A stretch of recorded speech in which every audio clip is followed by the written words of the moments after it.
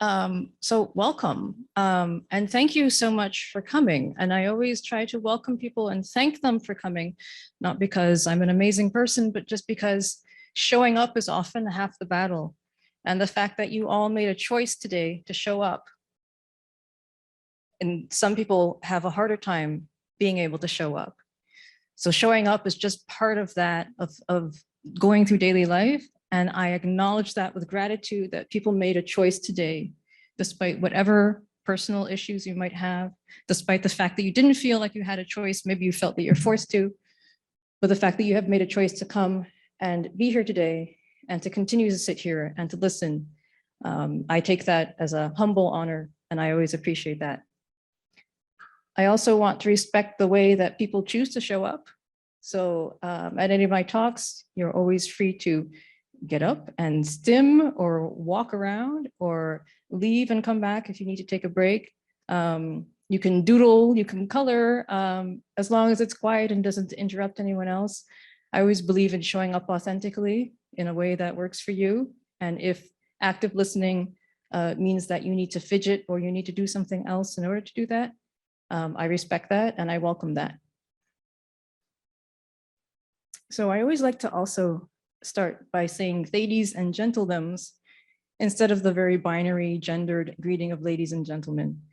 And I know that there are issues with ladies and gentlethems because it's still a sort of a binary kind of, but it's the closest thing that I have right now to welcome people as inclusively as I can. And I'm always open to more ideas of how we can do better and we can do this. But I always found it really cute just to say ladies and gentlethems. So I like to use that at the beginning.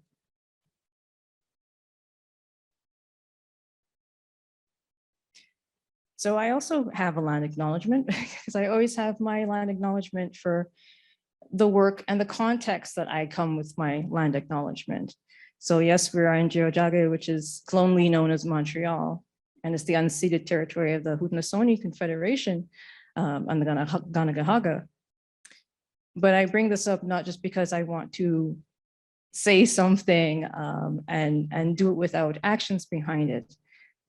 Personally, one of my sons is adopted and is Indigenous, and it's important to me, not just for him, but for his future generations and the generations that came before him, that every action that I do, the work that I do, the place where I live is all influenced by this. And I would be remiss not to acknowledge it and not to continue to work towards reconciliation.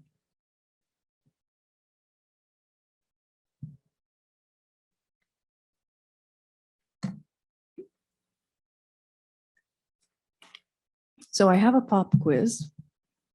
I hope you don't mind.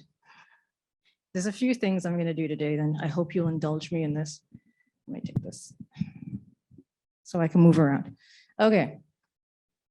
Since we're talking about disability, does anybody know what the percentage of Canadians is that have a disability right now? You can yell. Okay, 40, I heard how much? 80? 30? 3? 10? Oh, we're getting around there. Right now it's 24%. So it's almost a quarter of the population. That number has gone up. It's about 25 in the US. With my stats, I usually try to compare US and Canada and the UK because we have very similar stats when it comes to these things. So yeah, it's 24% in Canada. What is the most common disability or issue?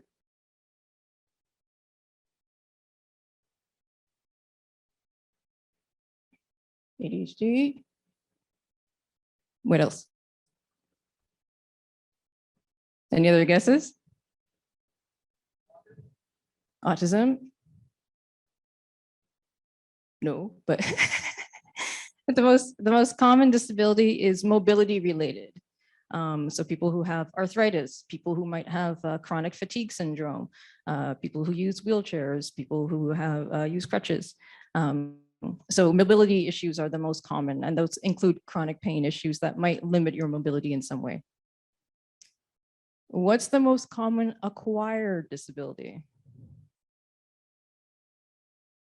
So one that you're not born with, something that you get later in life. Depression. Any other guesses? Anxiety. Diabetes. Any other ones? Paralysis. You're getting close. The most common is caused by an accident, and usually it is loss of vision. The most common, one of our most sensitive parts of our bodies is our eyes. And so they're very prone to either accidents, getting poked, or different things, or just different issues, of vision loss that can occur. I often, sometimes when I do some of these workshops, I talk about the fact that people with glasses might not consider themselves disabled, but it is a disability. If you're not wearing your glasses and you're not able to see, or you're not able to drive, this is a disabling thing. But a lot of times people who wear glasses don't consider themselves disabled, or they won't take that label as something that is part of their identity. But it is still one of the most common issues. It's something that has become accepted because we see so many people who wear glasses. And even to the point where we have fashion glasses, we have people who don't have vision issues who want to wear glasses. We have different styles that you can wear to kind of jazz it up a bit. But I would like to see all disabilities kind of get to that point where we can kind of take pride and decorate and have our mobility aids used as or seen as fashion. So we brought up mental health and mental illness and anxiety. Does anybody know how many Canadians suffer from mental health issues? And it's actually gone up since the pandemic. Well, so this is kind of a trick question in the sense that I have it as a ratio. I don't have it as a percentage because it can change, it can move. People kind of 1 in 3, oh, you're very close. So we're actually 1 in 4 right now. We used to be 1 in 8 before the pandemic. Now we're at 1 in 4. And so this statistic is the number of people who will suffer from a mental health issue at some point in their lifetime. So looking around the room, you can say 1 in 4 people is currently struggling or will struggle or has struggled at some point with their mental health. So we know that mental health issues can be lifelong, but they can also be episodic. So you can have things where you have treatment or you have therapy and you get better, and there's other ones that last for lifelong.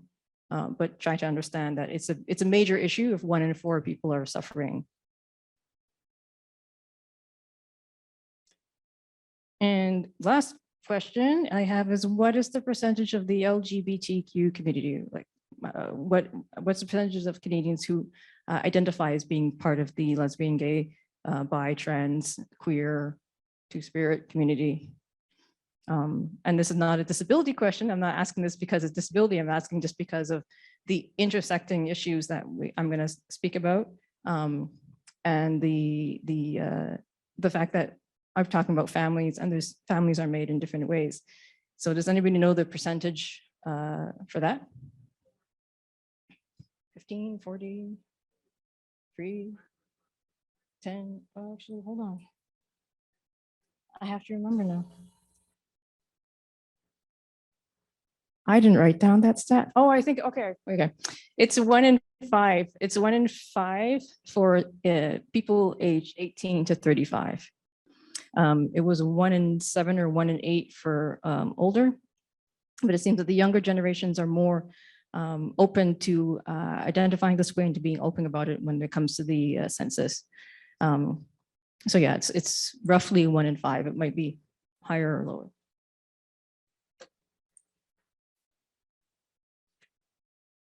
And I guess the other point I wanted to make too about that is we're looking at invisible disabilities and visible disabilities, and we don't often, some people would say that mental illness is an invisible disability, and some people would say that autism is an invisible disability, or ADHD. And I don't really agree with that, because socially there's aspects and there's times where we visibly do not fit in. where we are visibly made fun of because of the way that we move differently, or we speak differently, or we behave differently, where it can become noticeable, but people might not go out of their way to point to that specific issue. You'll just be made fun of for acting differently without anybody really pointing to the fact that, hey, maybe it's because they have a neurodiversity, then maybe because they're neurodivergent or one of those things.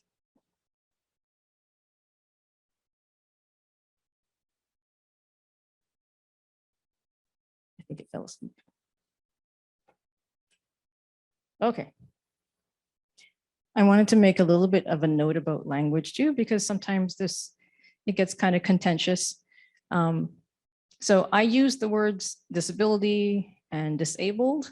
I use this for myself. I also use the word autistic for myself. So rather than saying a person with autism or saying a person with a disability, I use disabled and autistic. So this is known as identity first language rather than people first language.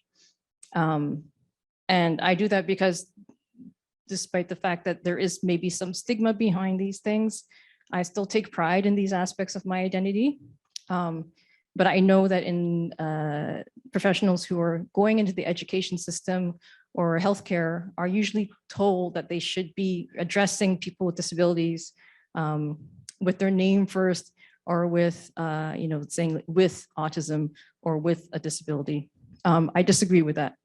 In the same way that I identify as Black and I'm femme presenting, so I usually say, just for simplicity's sake, I'm a woman. And despite the fact that people can be racist against me because of my color of my skin, or because people can be sexist against me because they perceive me as a woman, I'm still proud of those identities. I'm not going to start calling myself a woman, a person with femaleness, or a person with Blackness in order for you to see me differently. I think that these kind of terms are often for the comfort of others and not about the pride that I have in my label that I choose to take. So I think we should work more on combating the isms, the racism, the classism, the sexism, the ableism, which is what is the term that's used for prejudice against disability. And rather than worrying about how I choose to identify and the fact that I choose to take pride in communities and in identities that are marginalized and oppressed.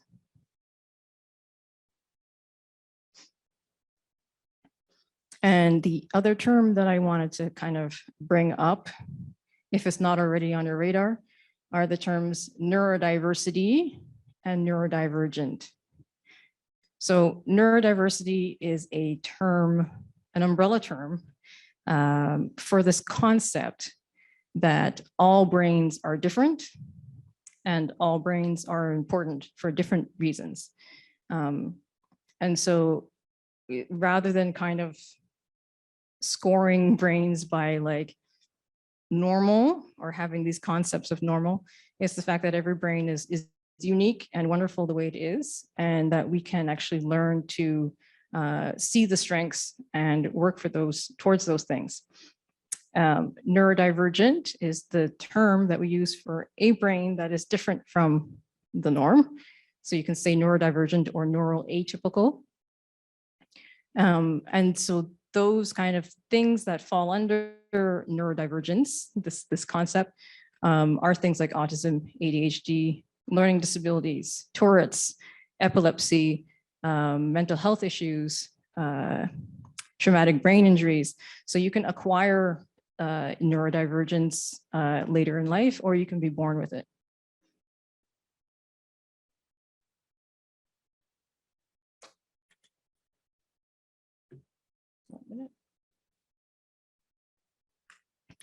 And I hope you'll indulge me for just a few minutes while I take a trip down memory lane.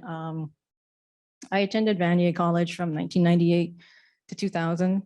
So this place was once my home and I was once seated there. I set up my first email, a Hotmail account at the computer lab, when at the time we used to have to share computers. The internet was new. And so 3 or 4 of us would gather around a computer and we'd set up our email accounts and we'd go check our email. I used to sleep in the library because I failed physics. I had to drop out of my physics class. So when we had physics lab, instead I would go up and sleep. And part of me, you know, bringing up failing physics as well was I started in health science. I had actually gotten scholarships for in high school for chemistry and physics. And I had the wonderful privilege in grade 11 to be able to take a science class here at Vanier. They had a special program then, I don't know if they still have it now, where high school students could come to Vanier and take a science class with Dr. Joe Schwartz. So because of that, I had 1 extra credit. So I started here in health science and then bombed completely. I could not understand calculus. I did not understand physics. I enjoyed going to the physics class and watching the professor speak, but I had no clue what was going on. And so despite getting a tutor and trying to understand calculus and physics and having very nice professors, I ended up with a 9 in calculus and an 18 in physics.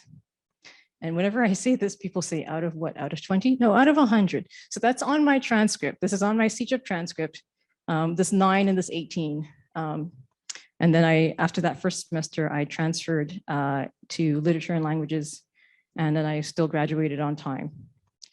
And so I bring up this story because despite those failures, those epic failures, and I don't know if there's anybody that has actually gotten marks lower than that in the history of Vanier, but despite that, I still got accepted to university.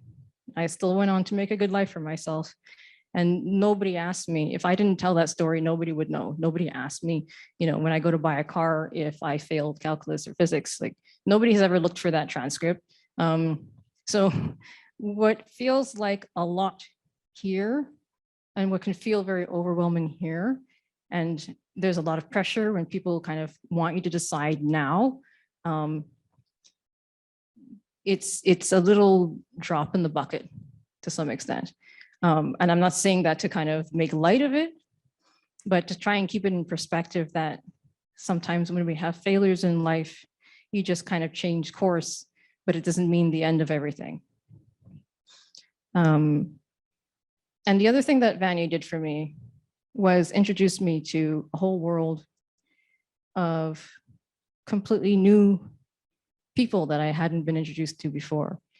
I was able to interact more closely and you know, with Indigenous people. I met my first openly trans people here. And then that opened up the world for when I got to university and met even a greater variety of people. So again, this 2 or 3 years that you have in CJEP is such an amazing time where you have more freedom and just more of an open world. And at the same time, understanding that it's a very intense part of your life because your brain is developing. And this is also the same time where a lot of mental health issues will come out or present themselves. And, you know, this is also the place where I met friends who had psychosis and breakdowns and had to be institutionalized. And I had friends who found drugs and alcohol and became alcoholics. And again, this very short, intense period of my life, but it marked me. And it's a wonderful thing that we have these open conversations, but I also want you to be aware of what is going on in your neighbor's seat, and that things aren't always as easy as they seem, despite the fact that we try to make things look like everything's okay.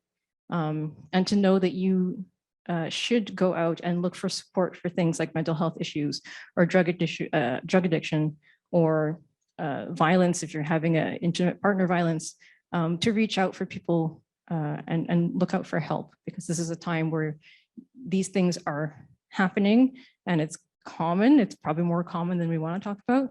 And they can become things that are disabling and lifelong.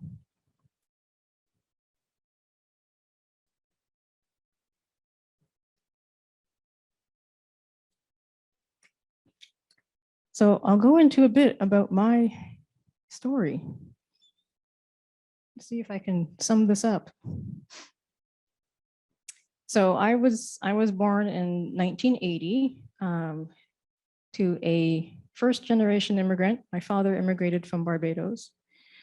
And my mother is French Canadian, Quebecoise, where we can trace our lineage from Normandy, France in 1610, when they took a boat and came to Quebec. So I have these two very diametrically opposed. It was an interesting relationship. I think it was a relationship that should probably not have continued and should not have been one that had children. They both had a lot of trauma. There was a lot of issues in both sides of the family. And they had very, very different issues or very different ideas about parenting. Again, of course, the anxiety and the fears and the pressure of my father being a first generation immigrant. And then the difference with my mom was obviously very accepted and comfortable in Quebec society, as she had been here all her life. And so you have these two worlds colliding. They were different religions as well. My mother was Catholic, my father was Protestant. And my mom made the choice to raise us, my sister and I, speaking English and going to Protestant schools. And I think there's a certain amount of judgment to that. But there was a lot of tension in that relationship. And I'm not here to tell their stories for them. My father is now dead. My mom is still alive, and it's not for me to tell their stories for them. But I can only speak from my perception of what I experienced being in the family, and what it was like being parented by people who had things like untreated trauma, untreated depression and anxiety, and also dealing with the fact that they had a child who was different and they had no support system around them. And I did not get diagnosed until I was 32. And that's because part of it was my mother had this great mistrust of doctors and social workers, to the point that when I did try to bring up issues, I got in trouble. When I did try to talk to doctors about the fact that I was being emotionally abused, I was then told never to say that again. And that if I did speak to a social worker or somebody, that I would be taken away, which might not have been a bad thing, but it was a fear that was put into me. And where was I going with that? It's tough. It's tough to talk about in that sense. So I was seen as, they wanted me to fit in, and I didn't act like other kids. But my mom was not going to go and try and get me diagnosed with anything, because she didn't want a label on me. She didn't want more problems for me. And at the time in the 80s, a girl with autism, nobody had this concept. At the time, we thought only boys got autism. It wasn't like it definitely wasn't a girl thing. And it definitely wasn't this little brown girls thing, especially because I did so well academically. What was missing was the social aspect. So I got bullied a lot for being weird. I was the weird one. I was bossy. I was a loner. I was called everything under the sun, except for what my real label was, which was autistic.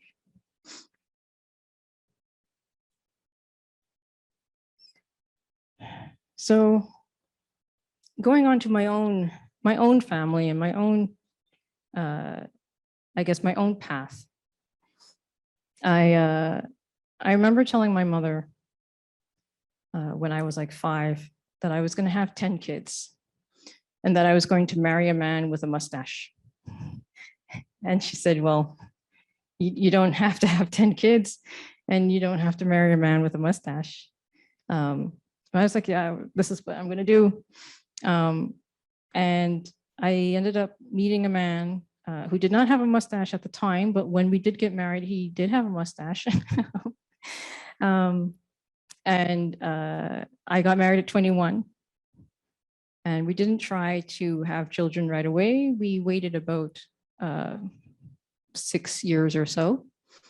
And then when we did start to try to have kids, I ended up having multiple miscarriages. So I had 3 miscarriages. After the second miscarriage, no, I think it was after the third. After the third miscarriage, I was finally able to have genetic counseling, and we found that we have just a kind of a, not really incompatibility, but they basically told me, you've got a 25% chance of being able to have a live birth. And that there's a 5% chance that that live birth will have some sort of issue with it. And at that point, I got that news on my birthday, and I was kind of like, I don't want to think about this anymore. And so I did the most reasonable thing, of course, was I booked myself a trip to Morocco and I left. So I went to England and I went to visit some cousins, and I spent a week in Morocco, and I came back and I said, well, you know what, we're just going to adopt. I'm not even going to bother with this anymore. I'm so tired of having miscarriages. It's too depressing. It's too emotionally draining. You know, using your body to grow a person and then it keeps dying. I can't keep doing this anymore. So what was funny about that is I came back from Morocco and I got pregnant. And I remember telling my husband, I said, well, I'm pregnant again. And, you know, at this point, it wasn't really exciting anymore because I just figured I'm going to lose it anyway. When I remember telling him, I said, well, you know, I'm pregnant again. And he's like, well, how did that happen? And I'm like, I don't know.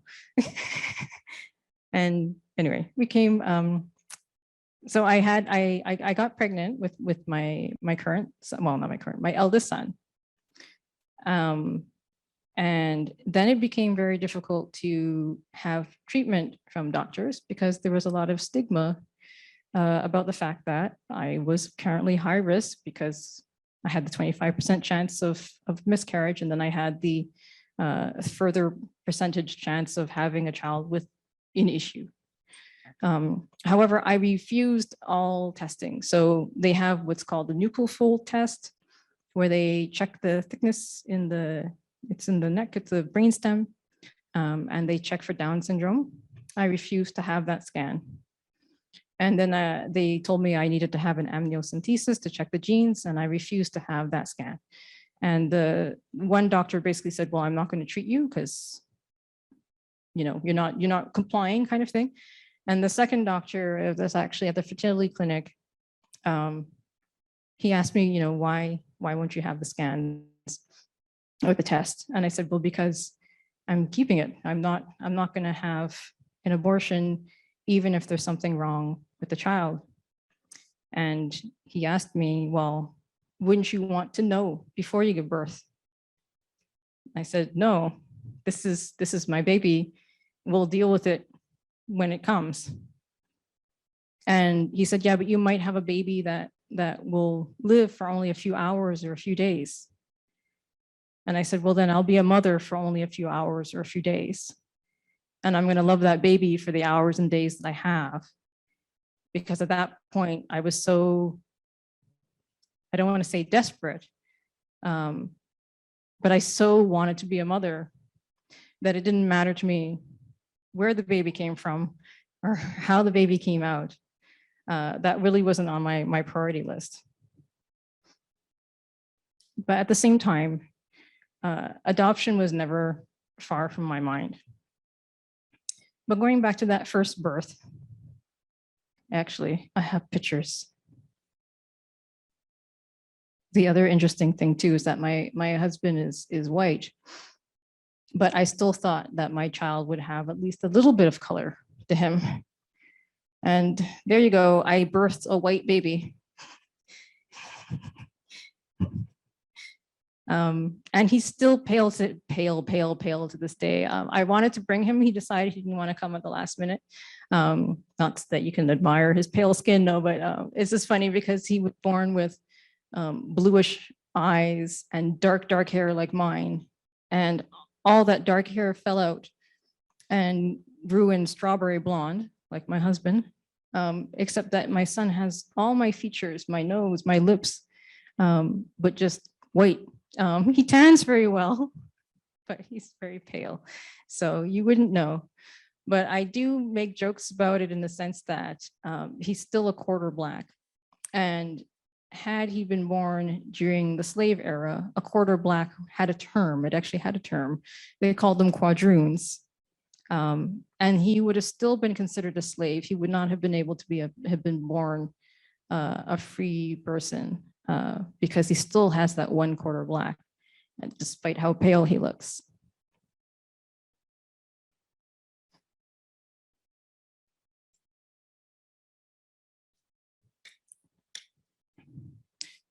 So luckily for him, I mean, or for me, maybe, or both of us, he didn't develop like a normal child.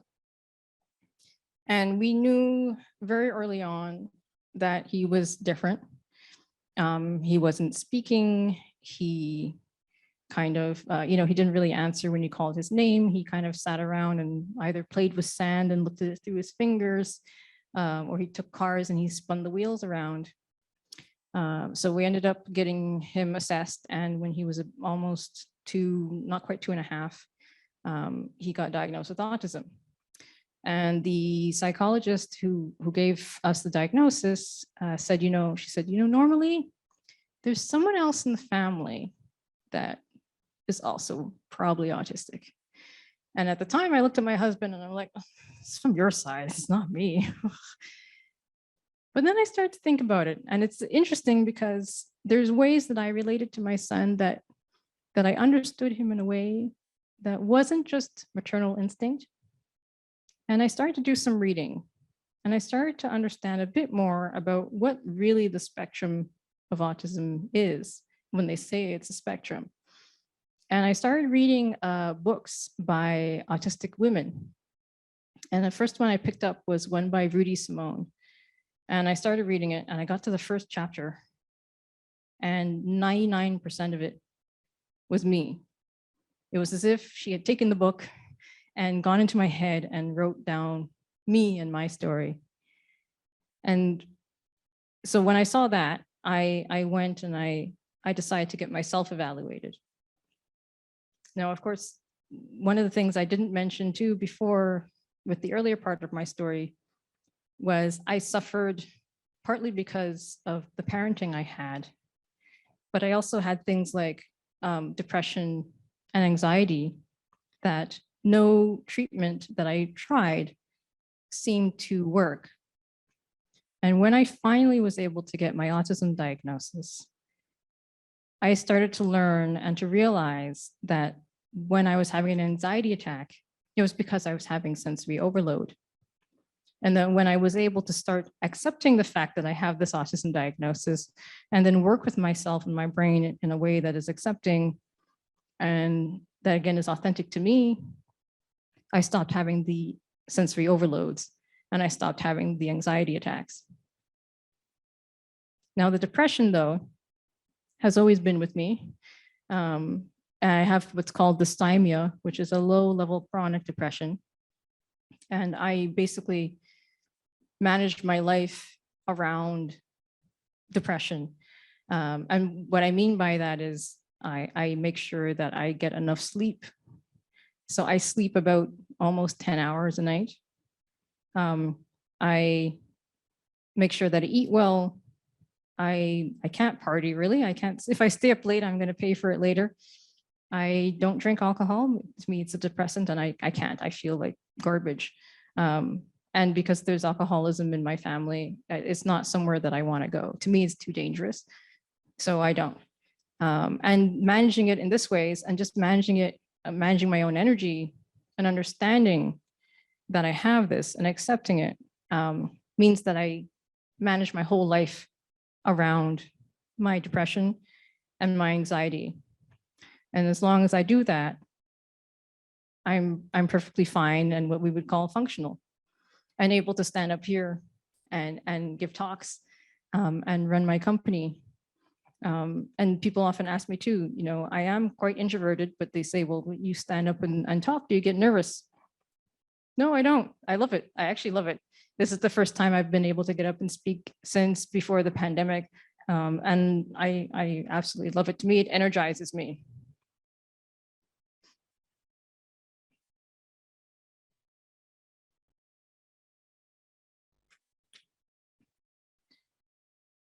And so that's, I'll probably get to it a bit more in another part, but just about the idea that we have if you have a disability, that there are ways to manage your life around it. And there are still ways to work and to have children and to have relationships and to do the things that you want to do.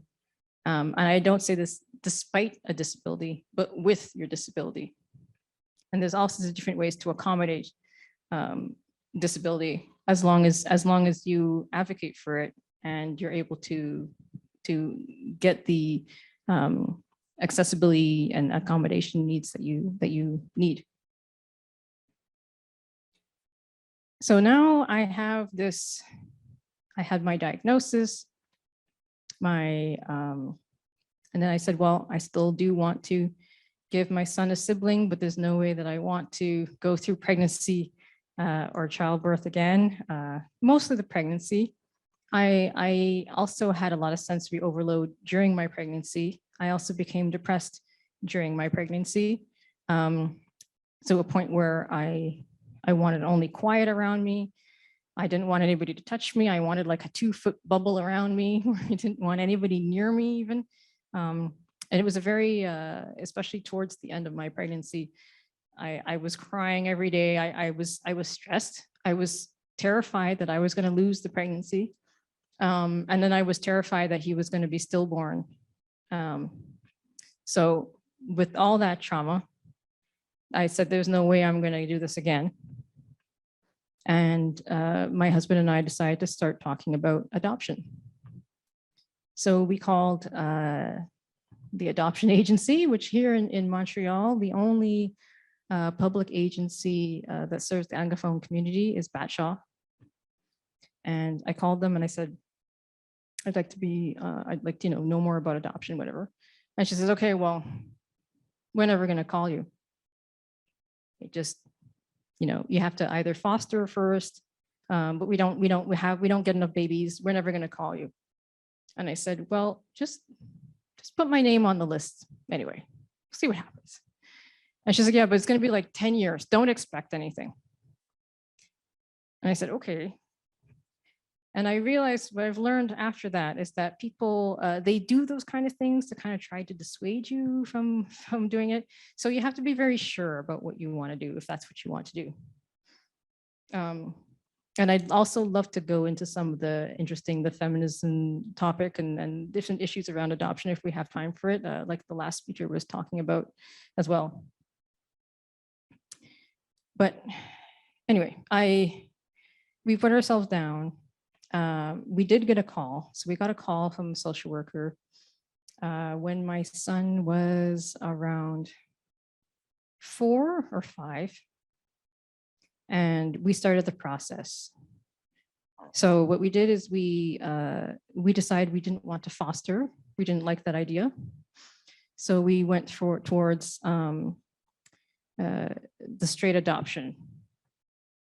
Now, we had to go through a medical test. We had to have references. We had to have what's called a home study. So they come and they interview you. And it's very intense. They ask you all about your mental health. It's mostly mental health based, about your capacity to parent. And they go into the issues that adoptees commonly have. Some of the issues might be fetal alcohol syndrome. because it just so happens that a lot of women who do drink during their pregnancy will often not have the capacity at birth to care for the child. And again, there's a lot of trauma involved in the adoption process. We know that adoptees also have very high suicide rates. So they come with wounds. Even if you adopt a child as a baby, there's still ways that they've obviously been ripped from their mother, their family, and they're still aware of that, even if they can't vocalize that. But we decided to go through that whole process anyway. And finally, the social worker informed us that since we were a mixed race family, we would probably get matched with a mixed race baby. Because those, and they were actually quite common in Montreal, that there's often mixed race children. And I said, well, that's great. That's fantastic. That will fit in perfectly with our culture, with our family, not a problem. So imagine our surprise when we get a call. This is not working.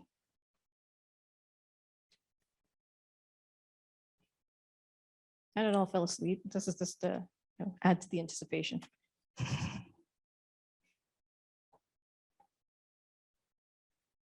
Oh, that's not it. No, I went too far.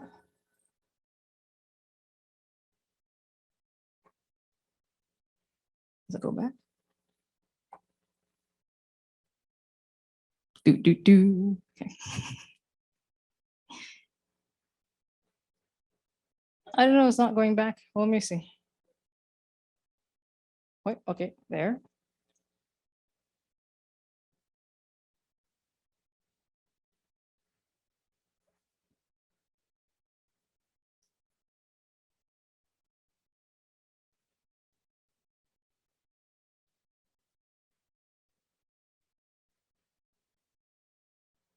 It's like it just wants to skip that one.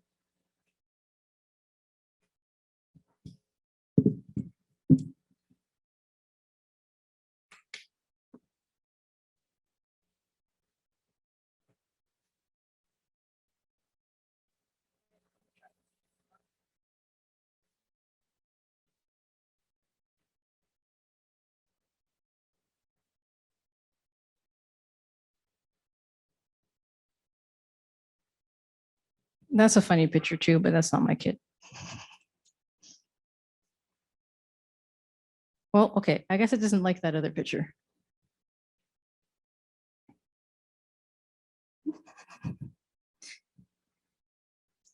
If not, I might have it somewhere else. Yes, this is the next one. Yeah, go ahead. Oh, you decided that doesn't want to pop up. Oh, wait, no.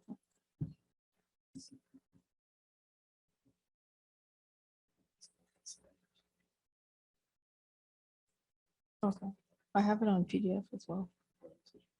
It's down there.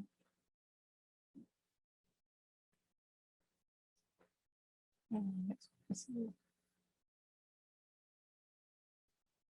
if it's going to look okay on this one. I think I might show both of them.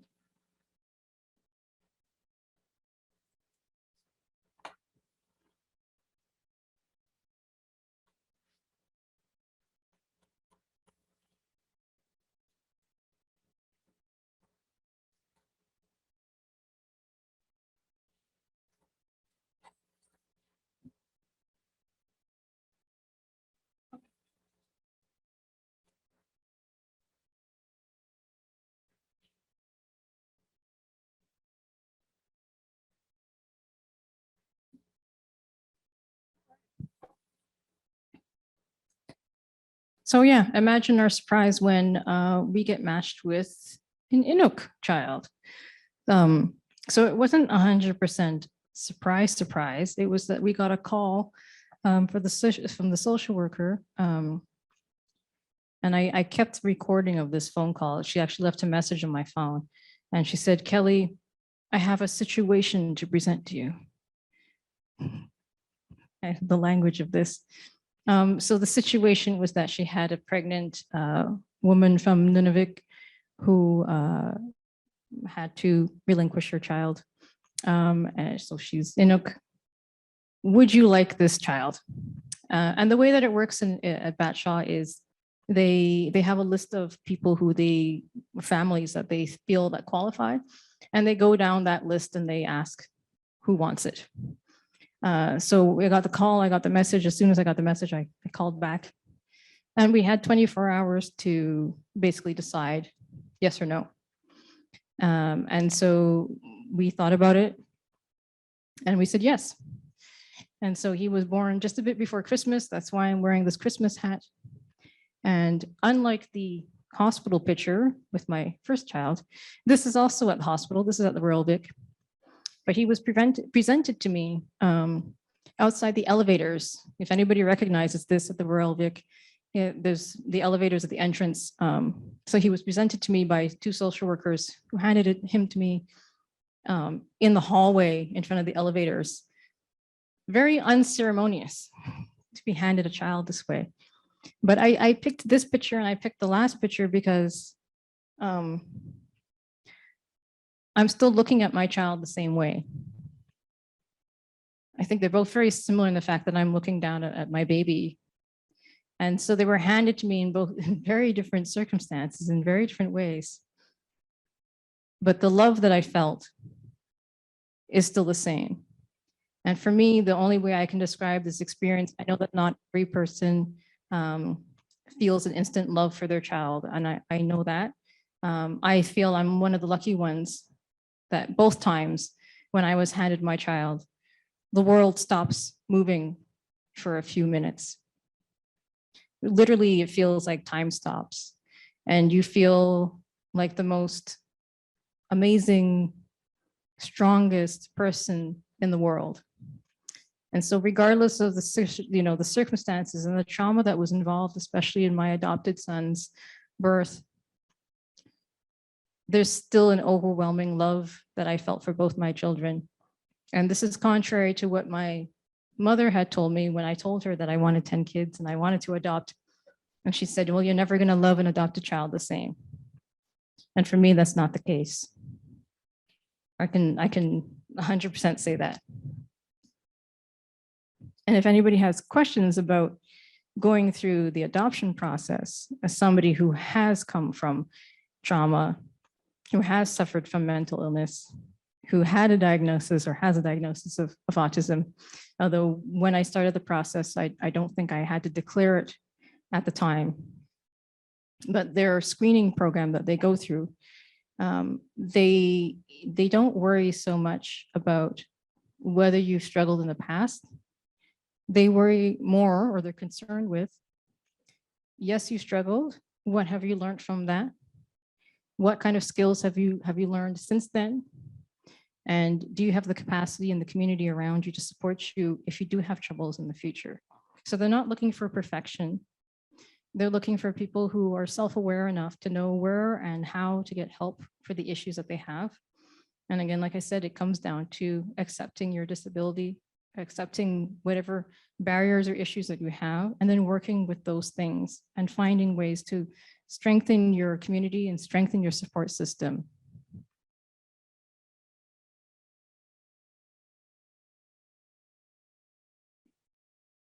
See if I can move this a bit. Oops, wrong way.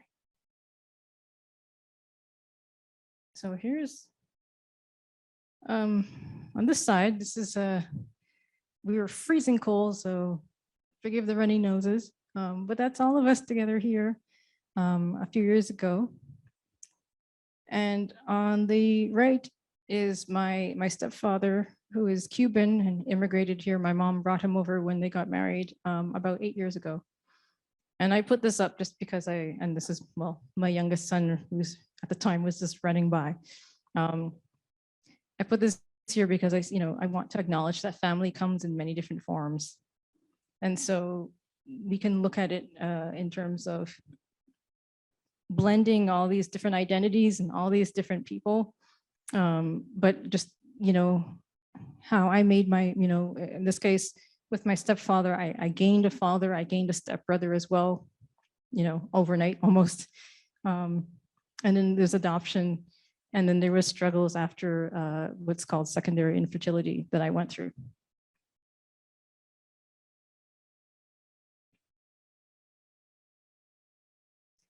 But then there's also community, and there's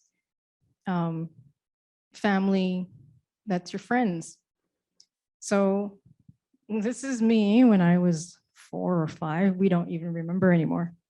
And this is my friend, my best friend, David, melting into the couch. We know how to party, obviously, right? And that's his sister, and we have no clue who that kid is. We don't know who that is. But this is me and David now. That was 2015 or so, when I went to visit him in Japan. So I've actually known David since I was 2. And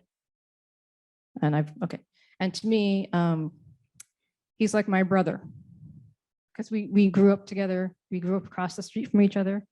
And then when he did move away many times, we've kept in contact that whole time. So we have an almost 40-year, we have a 40-year friendship, actually. And so to me, this is another way that you make family. And I've always kind of, I think because of the fact that I had such a kind of disjointed upbringing, I was able, or at least I sought out people and support. Often I would kind of latch on, especially in elementary school, I latched on to teachers. I latched on to great aunts and uncles. I latched on to David's grandparents, and kind of adopted them into my own family as sources of support. And so I just like to acknowledge that family comes in different forms, and it's not always blood.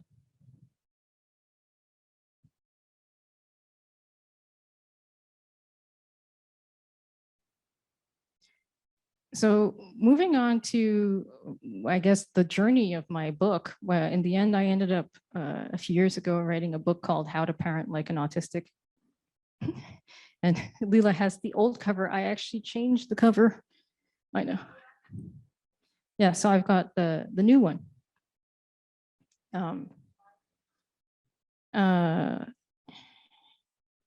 Basically, I had a few theories about my parenting, my style of parenting.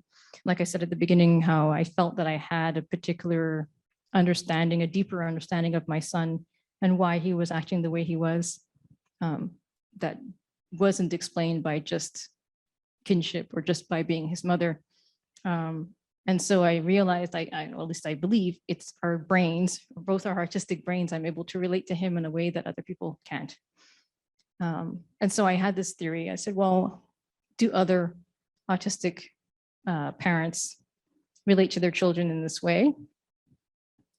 Do they, and then I wanted to kind of further take it and see, do autistic children benefit from autistic parents more than non-autistic parents, just in the terms of acceptance, not trying to change them, trying to, understand them.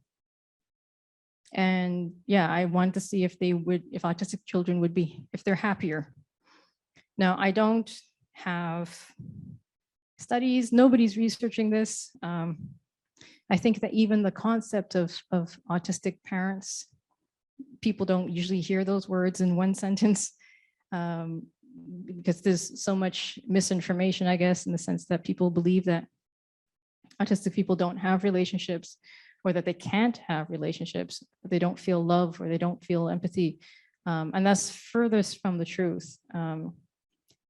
A lot of the times, I think we are so sensitive and so tuned in to everything in the world that that's the reason it looks like we're shutting things out or we're shutting down. But the only way I can explain it is that I don't have a filter. So I'm absorbing all the sensory information. I'm absorbing I'm registering the lights, and I can't really dim it myself. I register all the sounds in the auditorium. I feel everything. Sometimes I feel like I feel people's feelings. And I had to learn to kind of try to filter those things. And the only explanation that I really had, because obviously when I'm in my own brain all the time, I don't know how other people see the world. But somebody told me that when they go to a coffee shop, for example, that if they're having a conversation with a friend at the coffee shop, they just hear the friend talking. And this to me is an amazing concept that is not my world or my experience at all. Because for me, if I'm at a coffee shop and my friend is speaking, I hear the friend speaking. I hear all the conversations at the tables around me. I hear people walking in the door. I hear the cash. I hear the coffee machine going off. I smell things. People pass by. I smell that too. And I can't stop taking in that information. And so what seems like a simple conversation between two people, I'm constantly distracted and looking around and trying my best to focus on the person in front of me. So that's just to give you a bit of insight in terms of that, but we can still, again, we can still parent, we still crave love and intimacy and attention. We still want relationships. And we might want different kinds of relationships. The other reason that I brought up the LGBTQ community was because 70% of people who are autistic are also part of the LGBTQ community in some way. And 30% of trans people are also autistic. So there's a great overlap. And again, that's why we're looking at a variety of families.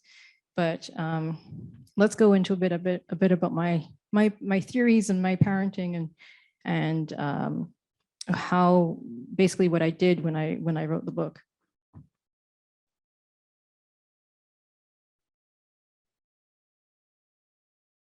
So I surveyed a bunch of other autistic parents. I decided that I would try and find as many as I could. I believe I found about 30 in the end. And I surveyed them and I asked completely open-ended questions. I didn't want to kind of put my ideas on it. I asked people what they thought their greatest challenges were, what they thought their gifts or their talents were, and if they thought that their approach was a benefit or not.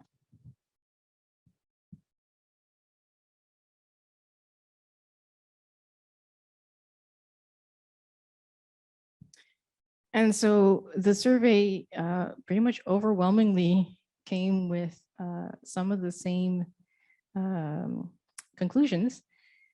And that's that autistic parents, especially of autistic kids. So also remember that autistic parents can have neurotypical kids.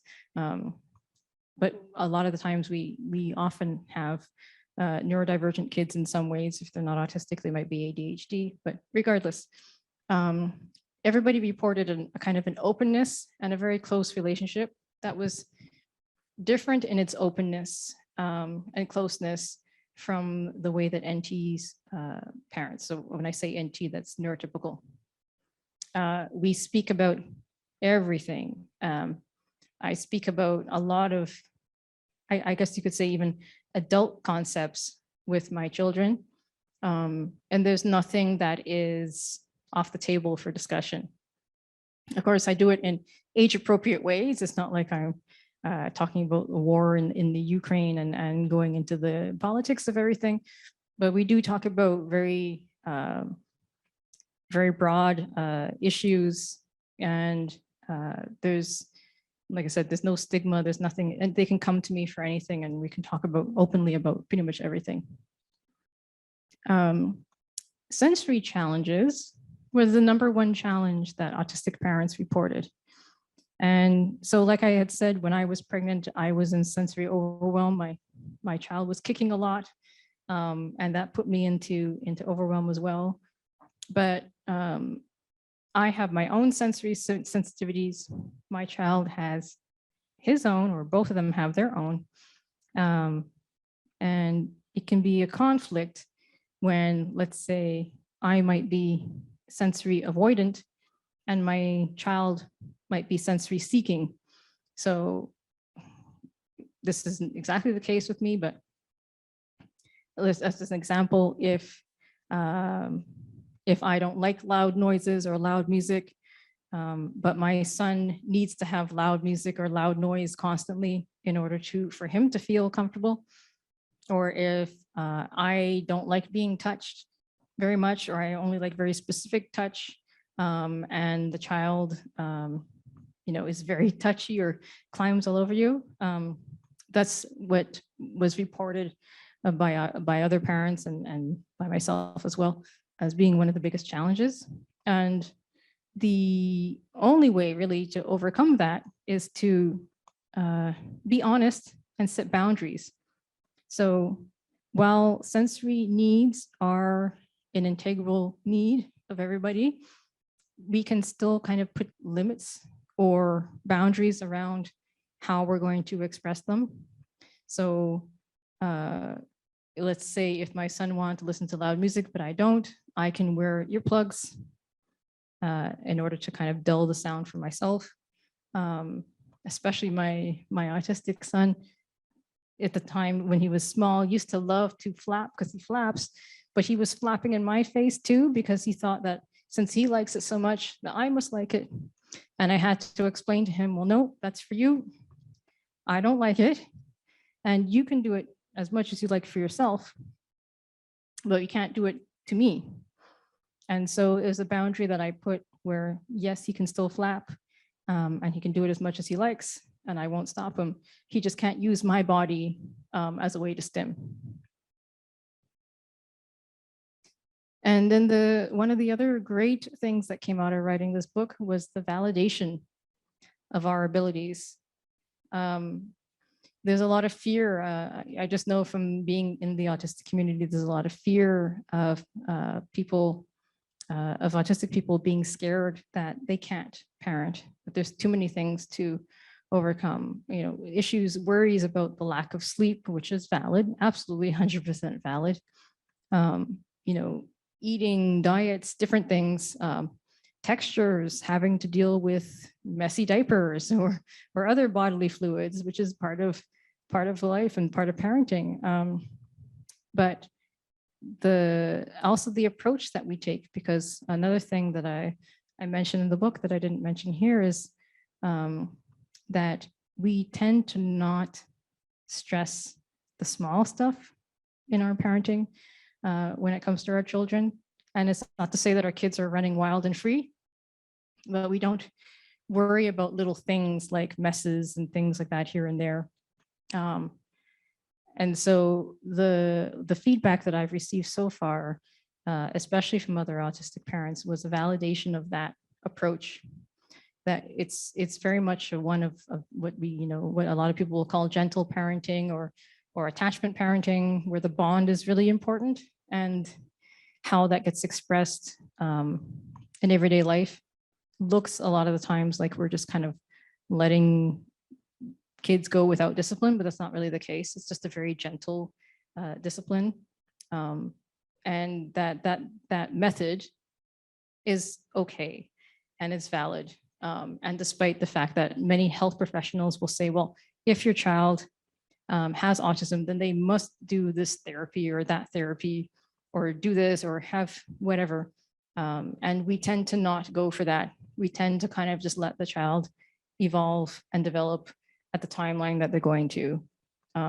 Because in the end, autism is a developmental disability. That means that we develop at a different timeline in different ways. And a lot of the times, there's no reason to stress when the child is very small.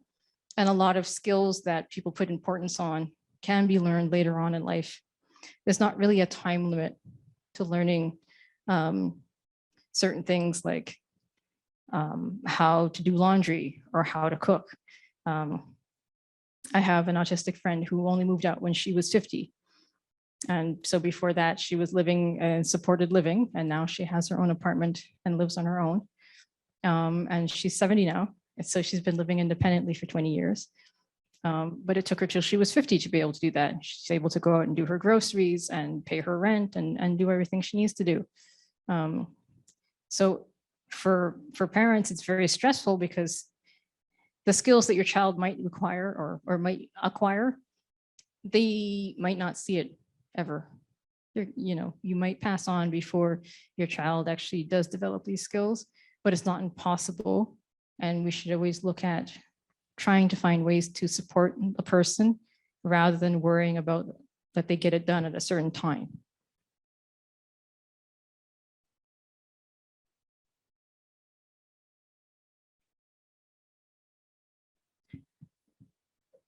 So thank you. Um,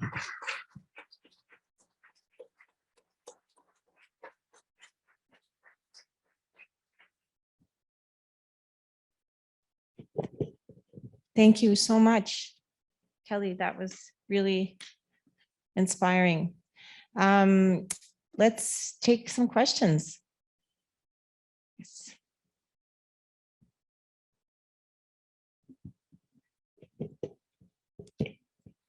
My only question is like, do you find it, or like, do you have any challenges raising an Inuksen, especially like not being from a Native background yourself?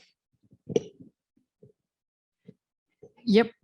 Kelly, can you just repeat the question for the people on Zoom? Because Sure. sometimes.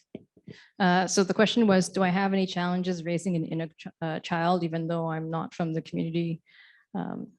So it's an interesting story in the sense that while I'm not Indigenous and I'm not Inuk, I did have some familiarity with the community because when I was very small, my father actually went up to Hallowit to work. So he would be gone for months at a time up north and then come back down. And he would send us stuff from up north. So, we have earrings and carvings and he spoke about the culture. He never wanted to take us up there, however, even though I did want to go, he didn't feel that that was going to be safe for us.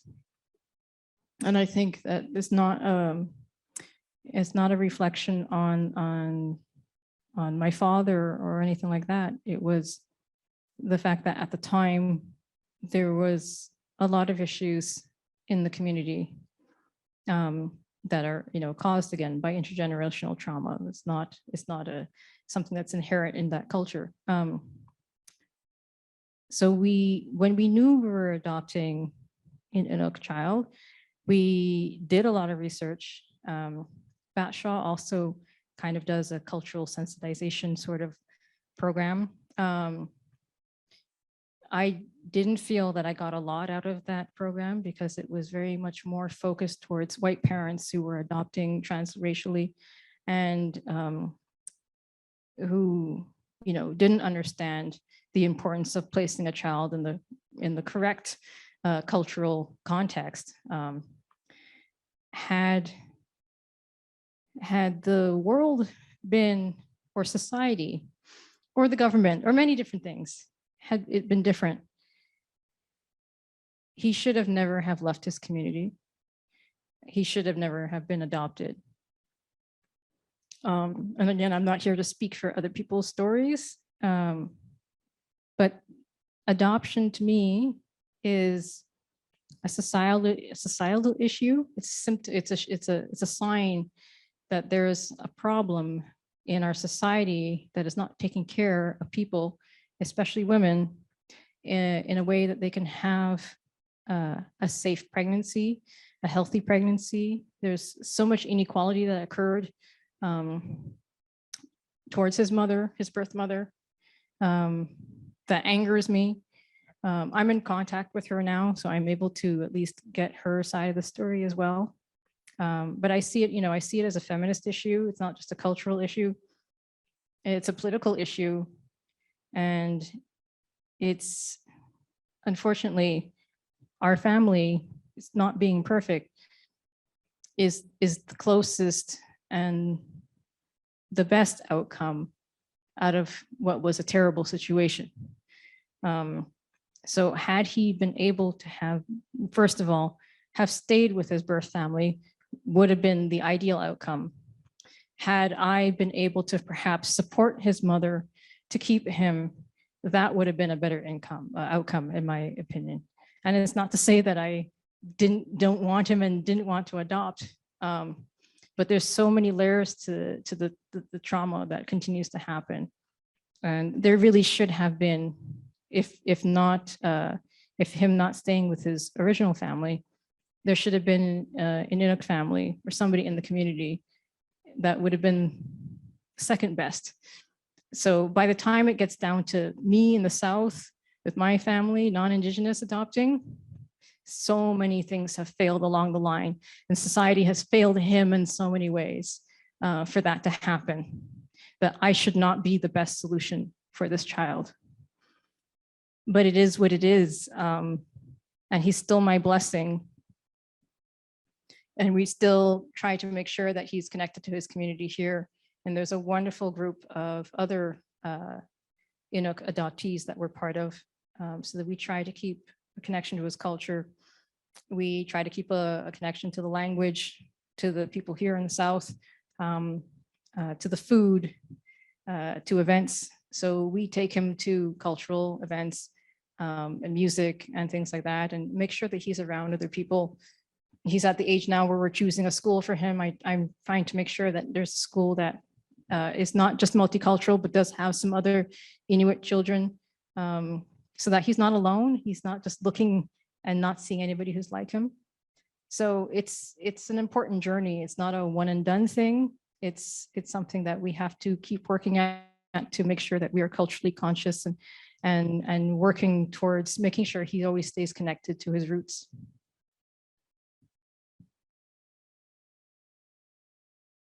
Oops, sorry.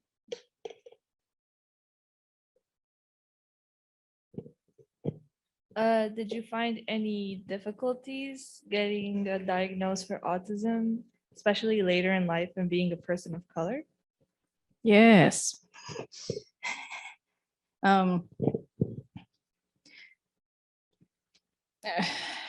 Again, I kind of,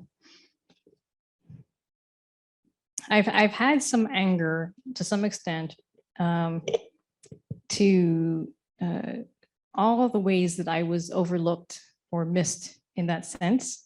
When I got my diagnosis, I had a lot of anger because I went through my childhood and all the things that happened. And I had a certain amount of anger towards the school system and the teachers that were interacting with me every day, that knew I was struggling. But again, either nobody called for social services for help, or perhaps, again, because my mom basically told me not to trust anything, that if they did, it was hidden under the rug and I was never questioned. The only time I was taken aside and questioned if anything was wrong was they asked me if I had been sexually abused, and I wasn't. So that was all they were looking for. And again, I think it's just the time it was the 80s. There wasn't tons of diagnosis of autism at all. And again, especially not in girls, and especially not in the BIPOC community. So there's a certain amount of anger. There's also, I can't really blame anybody, so I have to have a certain amount of forgiveness. But when I did go looking for diagnosis, and again, I'd seen other therapists and nobody had ever diagnosed me with autism before. I did have to go specifically looking for a psychologist who was specialized in diagnosing women. And I actually went twice. So I didn't just go to one. I got my first diagnosis and then I went back because I was still struggling. And that's the doctor that re-diagnosed me with my dysthymia because I kind of forgotten about it. And also diagnosed me with a high IQ. And I didn't really realize how those things had kind of played together. So again, from the outside, teachers and doctors and anybody from the outside is saying, well, academically, she's fine. She's extremely intelligent. So why can't she just do this? Or why can't she whatever? And they said, well, on the surface, if you're doing well academically, then there's nothing wrong with you. And then if you ask the child and the child's not able to speak and say, hey, there's something going on here, then there's no way for anybody to really to help. So again, there's a lot of different factors that kind of go into that, but it is difficult in Montreal to find a doctor that is specialized in autism in adults, in women and girls. And I don't think it's even possible in the public system. I had to go private. I'm lucky that I had good insurance both times because it's extremely expensive. So that's a whole other issue in itself. I'm on the wrong side of this auditorium all the time. Can you?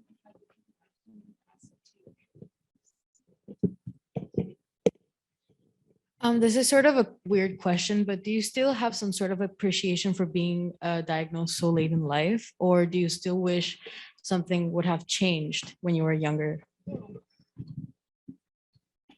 It's hard to say because I think that had I been diagnosed younger, that I would have been then excluded. I probably would have been put in a different classroom or a different school completely, or I don't know. I really don't know what would have happened, right? But despite the fact that I had to go through most of my academic career, actually all of my academic career without a diagnosis, and then a lot of my working life, the beginning of my career, it was a rebirth. I called it a rebirth when I got diagnosed finally, correctly, because I was able then to not blame myself anymore. I wasn't broken or wrong or stupid. I was called all sorts of things, right? And I internalized those things. And so when I got the diagnosis, finally, it explained a lot of why I was different and why I was struggling, and it gave me an answer.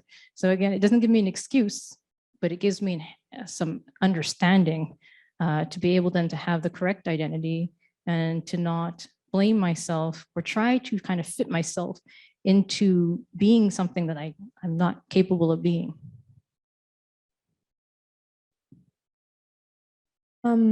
As a woman of color and a biracial couple, have you encountered prejudice raising an Inuk child? And if so, how do you deal with them? So the question was, as a woman of color raising an Inuk child and a multicultural family, if we've encountered prejudice. Yes. Oh my gosh. Like, when I had my first son, I took him, and this is even before we had our second son. But when I brought my first son to a play group once, he was very, very small. Anyway, and this other woman started asking me about him and stuff. And she's like, "Oh, is this your first one?" And I said, "Yeah." And she goes, "Okay, are you gonna get some more?" And I was like, "Whoa, okay, like chill, like give it a minute, like just got this one." Anyway, it turned out she thought I was the nanny. She was asking me if I was going to take on more charges rather than, that this wasn't my child. So yeah, so I've been mistaken for the nanny. I've been, I kind of always wondered if people would see my kid down the street and think that, if he's having a tantrum or something and I'm running after him, am I abusing him? Am I kidnapping him, right? I'm going to have to show papers to show that he's mine. With my Inuk son, it has been a very, very interesting experience. And I say interesting in a not the best way. So there's a couple different things.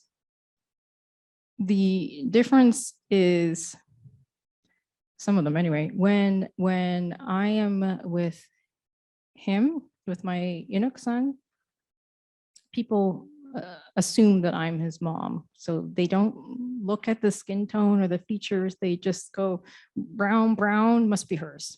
And then they just assume that I must be Indigenous as well. And I'm saying that because when people assume you're Indigenous, the kind of racism that you get is very different from the racism against Black people. And it's not an oppression Olympics. I'm not really trying to compare, but I'm trying to kind of explain the differences when we've been out in public and people see him, and he was very small. I remember one time we went into a Tim Hortons in Kingston and all eyes were on us when we came in. And there's a visible look of disgust on people's faces when they see an Indigenous person somewhere where they're not supposed to be. And then they look at us, they look at me, and they look at my husband, and they look at our other son, and they're confused. They're absolutely confused. They don't know what the heck is going on here. Why are these people together and what's happening? And to me, it was more hurtful because to look at a child with disgust is just like, it's the worst thing. I don't know like how anybody can be that hateful. The treatment that we've gotten at hospitals, again, when they make all sorts of assumptions. I just took him for a regular vaccine, and in his book, I keep his Medicare card, I keep his hospital card, and I keep his Inuit status card. And this wasn't relevant for the vaccine. It just happened that I keep all those cards together. And the nurse opened the book first and didn't see his Medicare card and just saw the Inuit status. And she's like, okay, well, where's his Medicare card? And I said, well, I don't know. I gave it to one of the nurses. I don't know where it went. And she's like, oh, well, don't worry. We're still going to vaccinate vaccinate him today. And I was like, no, that's not the question. The question is somebody took the card and now you've made some sort of assumption that I don't have a Medicare card. Like, no, this is not cool. And there's just so many interesting experiences like that, again, racism directed towards me, I can take. I'm an adult, that's cool, whatever. You can say what you want. Racism directed towards my child is like a whole other level. Yeah.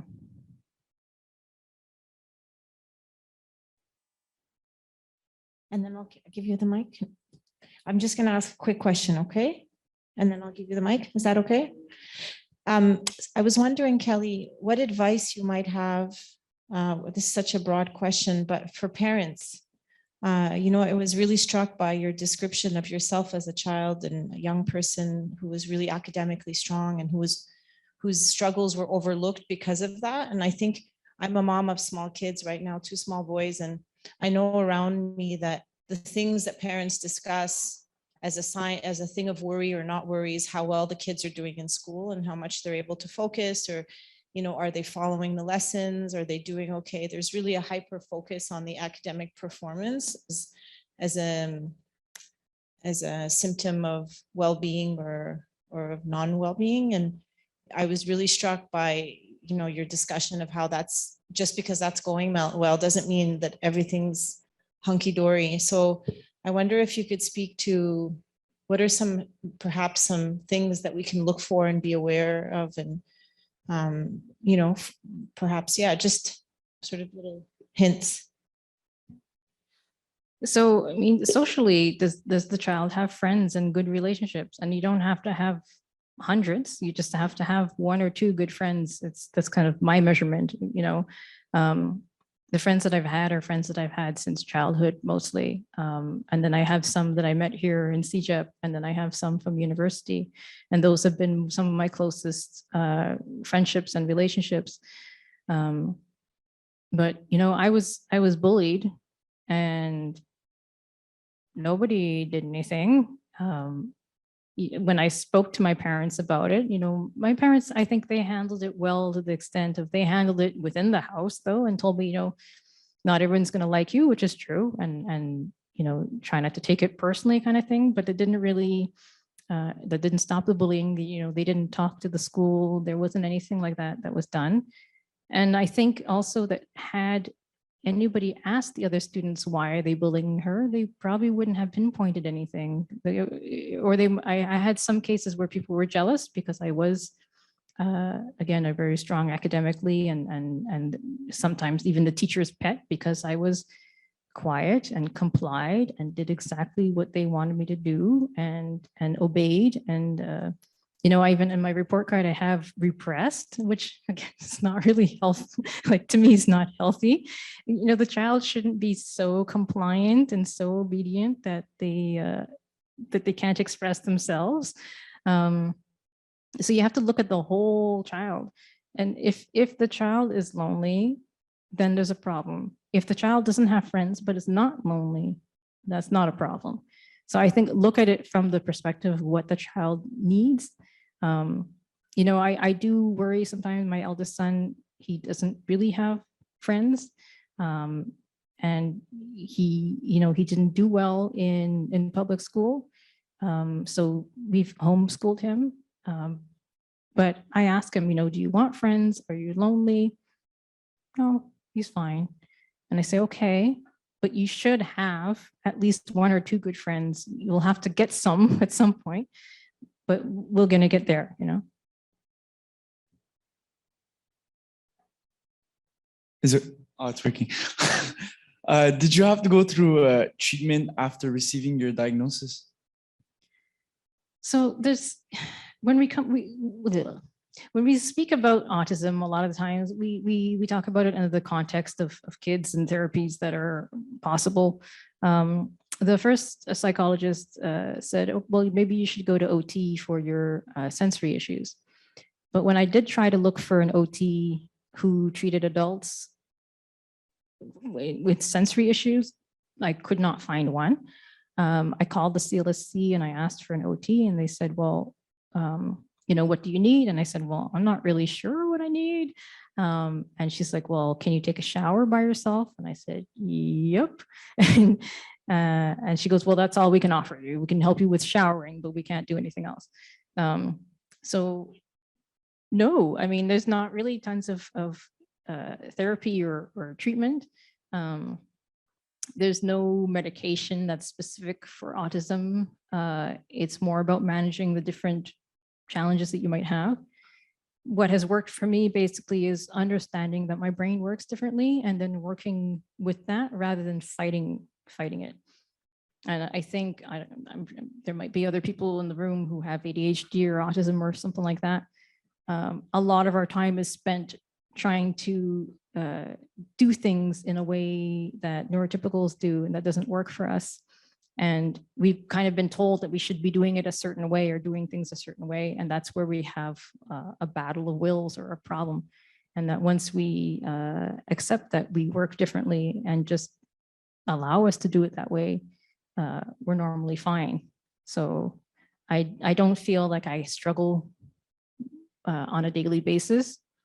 I feel that there are specific situations that I might not like or enjoy as much as others. So I just don't do them, which is great because as an adult, you can just not do things if you don't want to. For some things, not everything.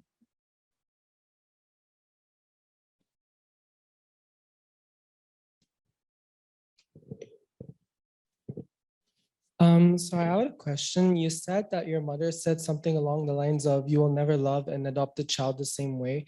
Do you think she still feels the same way to this day after kind of seeing you grow with your family? Does she still have that same kind of mindset? That's a really tough one. So to give that a bit more context, in her family, adoption was a very traumatic and real issue.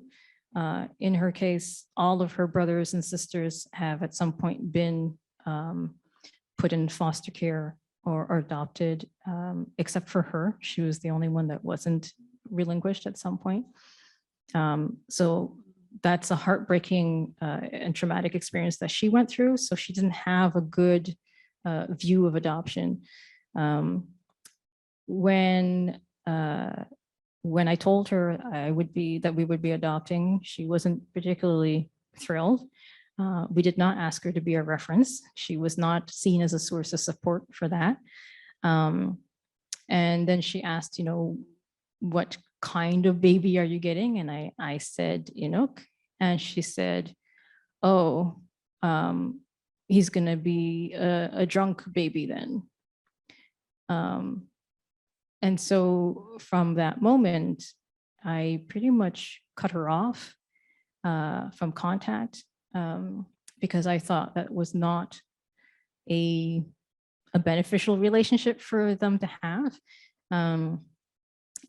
After he was born and he was placed with us, she saw him once. The first time she saw him, she kind of just looked at him and kind of, you know, what is this thing kind of thing. It definitely wasn't the same reaction of when I gave birth.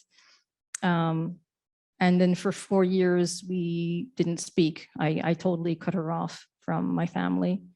In the last couple of years, she has healed a lot of issues and we have slowly reconciled.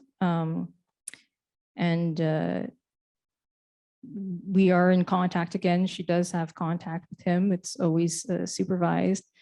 And she's changed a lot. She's come around a lot. I think that took a lot of work and a lot of bravery on her side to kind of confront those things, because those were issues that were personal issues to her. So she had to confront her own racism and her own issues with adoption. And it was always cutting her off from my family. And that was always kind of hurtful on many levels, but also because personality wise, she and my son are very similar. And I knew that they would get along very well if only she had taken the time to know him. So now she is, like I said, back in her life, and she is starting to build a relationship. And they get along amazingly well. But it's still a work in progress. It's something that we still work on in time. But it was important to me to protect him when she was not in a place that she was able to engage with them in a healthy way.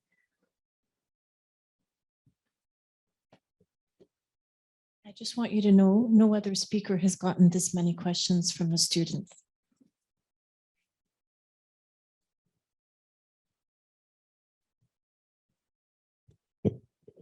In the beginning, you mentioned that you are hard of hearing, and I wanted to know how did that affect your autism, and more specifically, the sensory overload that you mentioned? So I got the question was about being hard of hearing and how that affected my autism and my sensory overload. So I got the hard of hearing diagnosis 3-4 years ago now. So that was after the autism diagnosis, I started to lose my hearing in my right ear. That's been its own journey, and I wouldn't really tie it to autism, except for the bonus is that when things are too loud, I can just turn off my hearing aid or just take out my hearing aid, and then I'm back to like not hearing things as well. I hear primarily out of my left ear. So that's kind of cool and handy. It's a perk. But and when I realized that I was starting to lose my hearing, I started taking ASL so that I could learn some sign language and continue to communicate. And that has been amazing because it opened me up to a whole other community. And the deaf community is extremely welcoming. And, you know, I was able to talk to them and be like, hey, I'm autistic, and nobody batted an eye. It was not an issue. It's one of the places I felt most accepted. And the amazing thing with sign language is that it's extremely direct, and they say things that come across as rude to regular people who are speaking and hearing. But sign language is so direct and so, I guess, in your face. People are very honest and very direct. And it's a culture that I appreciate and I get along well in. So losing my hearing and getting connected to the deaf community has actually been really great as an autistic person, because it allows me to socialize in a way that is more to my communication style, but also I literally don't have to speak. I can be in a room of people and I can just watch other conversations of people signing, and I don't have to do anything. I can still enjoy the conversation without having to be judged for how little or how much I'm talking. Thank you very much. I just wanted to ask you, what can educational institutions like Vanier do better to be more inclusive towards the neurodivergent community? Ooh, big question. So a lot of, I'd say post-secondary institutions need to put a lot of work into accessibility in general, with the understanding that it's not particularly difficult, but also when we put in certain accessibility or accommodations, they usually benefit everyone. So the example that I often give is that we have, let's say, automatic door openers, and those can be used by people who use wheelchairs. They can be used by people who are pushing a stroller. They can be used by delivery people, or they can be used by anybody who just wants to not have to push a heavy door today. So it's an example of an accessibility feature that benefits everyone without it being specific to a diagnosis. And so I kind of wish that more accommodations like that were in place for everyone, because we can all kind of learn and benefit from these kind of accommodations. I think that it comes from a cultural shift, like a societal shift in terms of our thinking and being willing, first of all, to accommodate for differences. And then, you know, implementing these small changes and allowing people to work in ways that are best for them, or to study in ways that are best for them. So normally my talks, I have captions up. I've had ASL signers give interpretation. There's a whole lot of different things. You can have note takers, you can have different things that you can do that make life easier for people. And so it's not even really about accommodation. I just call it about making life easier for people. So we have 1 minute left. If there are any last questions? Okay, so Kelly, thank you again. Thank you so much for this amazing talk. Thank you.